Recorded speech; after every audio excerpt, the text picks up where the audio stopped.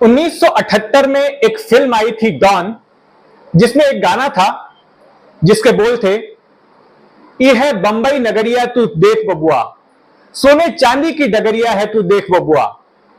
जी हां, बिल्कुल, मुंबई सोने चांदी की ही डगरिया है, लेकिन यह शहर सिर्फ सोने चांदी का कारोबार करने वालों का नहीं है।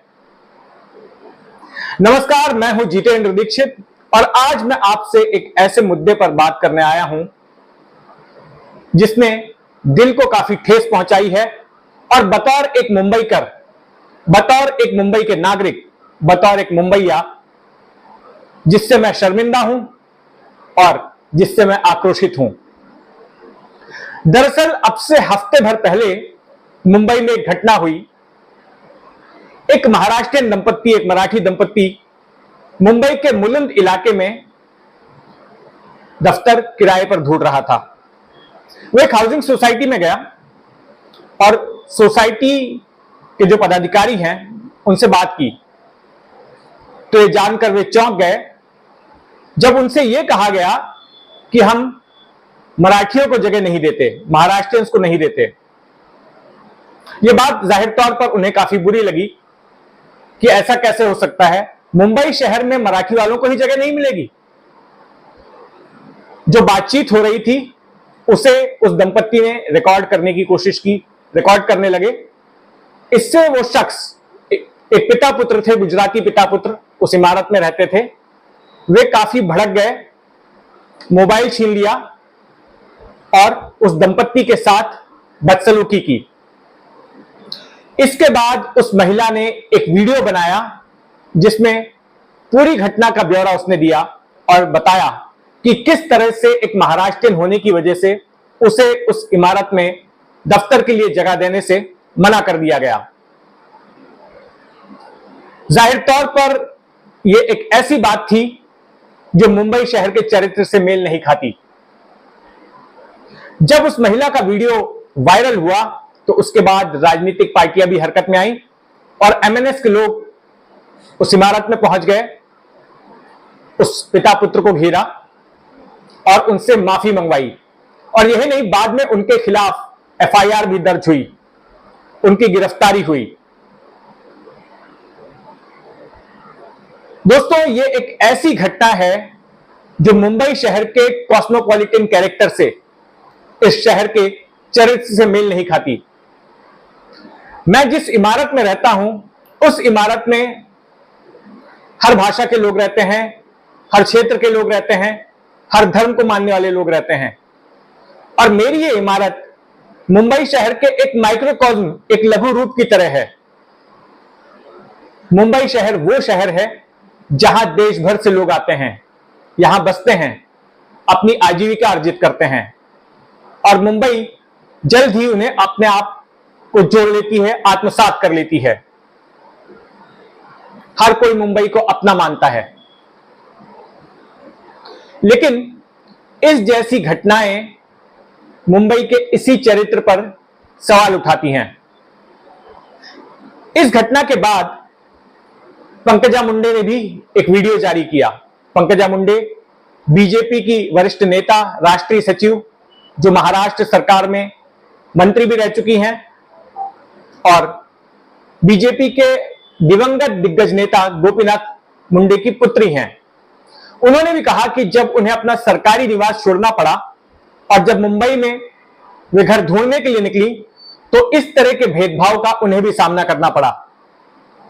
सोचिए कि एक पूर्व मंत्री को, एक राजनीतिक पार्टी के दिग्गज नेता को इस जैसा बर्ताव मुंबई शहर में झेलना पड़ा, इस जैसा भेदभाव देखना पड़ा। इसके पहले भी कई बार ऐसी घटनाएं हो चुकी हैं जहां पर खुलेआम कई जगह पर तो सोसाइटी में बोर्ड भी लगा दिए गए, ओनली जेंट्स। कई जगहों पर एक तरह के अघोषित घोषित नियम बना दिए गए कि सिर्फ गुजराती मारवाड़ियों को ही घर दिए जाएंगे। अभी 2-4 दिन पहले ही ऐसा ही एक मामला मुंबई के पड़ोसी शहर मीरा भाईंदर में भी आया, जहां पर एक बिल्डर ने होर्डिंग लगाई अपने नए प्रोजेक्ट की और कहा कि preferred for Gujaratis and Marwaris. यानी कि गुजराती मारवाड़ियों की पसंद। तो उस पर भी बवाल हुआ। राज ठाकरे की पार्टी एमएनएस ने वहां भी दखल लिया और फिर बाद में उस बिल्डर को माफी मांगनी पड़ी।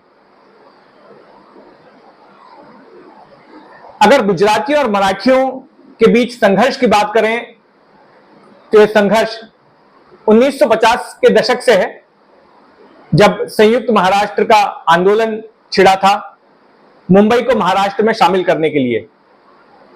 लेकिन इन मामलों को उससे अलग रखकर देखना चाहिए।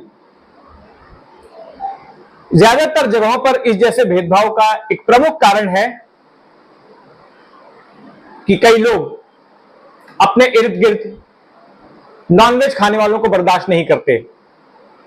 खास करके ऐसी सोसाइटीज, ऐसे हाउसिंग कॉम्प्लेक्स जहां बड़ी तादाद में मारवाड़ी रहते हैं, जैन रहते हैं, जो शाकाहारी हैं। वे बर्दाश्त नहीं कर पाते कि पड़ोस के किसी किचन से अगर नॉनवेज पकने की गंध आ रही हो, और इस कारण से ऐसा भेदभाव किया जाता है जो कि संविधान के भी खिलाफ है और मुंबई शहर के चरित्र के भी खिलाफ है। मुझे याद है कि अब से 15-20 साल पहले दक्षिण मुंबई के मलाबार हिल इलाके में भी एक इमारत में शिवसेना ने आंदोलन किया था। उस इमारत में भी गुजराती मारवाड़ियों के अलावा किसी और को घर नहीं दिया जा रहा था। तब शिवसेना ने आवाज उठाई और कुछ कोली महिलाएं टोकरियों में ढेर सारी सड़ी हुई मछलियां लेकर वहां पहुंची और पूरा जो सोसाइटी का उस टावर का प्रेमाइसेस था वहां पर मछलियों को फेंक कर आंदोलन किया। मछली फेंक आंदोलन हुआ था वो। लेकिन ऐसी नौबत क्यों आती है? ऐसी नौबत आती है कुछ लोगों के इंटॉलरेंस की वजह से। मैं ये बिल्कुल नहीं कहता हूं कि सारे गुजराती मारवाड़ी समुदाय के लोग या जैन समाज के लोग इंटॉलरेंट हैं। चंद लोगों की वजह से पूरे समाज को स्टीरियोटाइप नहीं किया जा सकता। ये जो मुलंद वाली घटना हुई उसके बाद भी गुजराती समाज के लोग सामने आए और उन्होंने उस घटना की निंदा की और ये कहा कि ये जो बाप बेटे ने किया है ये गुजराती समाज के विचार का प्रतिनिधित्व नहीं करते हैं।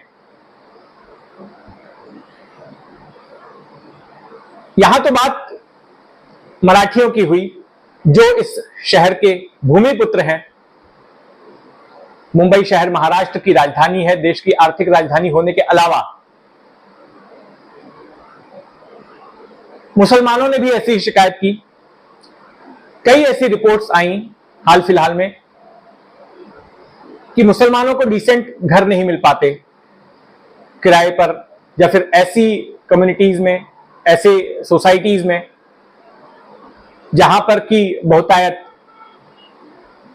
बहुसंख्यक समाज के लोगों की है या हिंदू समाज के लोगों की है, सीधे तौर पर कहें। इसके पीछे कह सकते हैं कि मुंबई में हिंदू मुस्लिम संघर्ष का भी एक तो बड़ा इतिहास रहा है। 1893 से लेकर 1993 तक मुंबई में 7 बड़े सांप्रदायिक दंगे हो चुके हैं जिसमें दोनों ही समुदाय के हजारों लोग मारे गए। तो इस बात से इनकार नहीं कर सकते कि दोनों समुदायों के वर्ग में, कुछ एक वर्ग में एक दूसरे के प्रति नफरत और हिंसा जरूर रही है और ये कारण हो सकता है कि किसी एक समुदाय विशेष के साथ इस तरह का भेदभाव किया जाए। लेकिन ये मुंबई शहर का चरित्र नहीं है। मैं फिर कहता हूं, मुंबई शहर एक कॉस्मोपॉलिटन शहर है। मुंबई शहर वो शहर है जहां देश के कोने कोने से लोग आते हैं सपनों के साथ और अपने सपनों को जीते हैं। कई लोग इस शहर को अपना स्थायी घर बना लेते हैं और ये शहर भी उन्हें अपना लेता है। हर मेहनत करने वाले की यहां पर इज्जत होती है और ऐसे में इन चंद घटनाओं को एक अपवाद के तौर पर ही लेना चाहिए। मुंबई शहर सोने चांदी की डगरिया था और सोने चांदी की डगरिया रहेगा। मुंबई शहर सभी का है। धन्यवाद।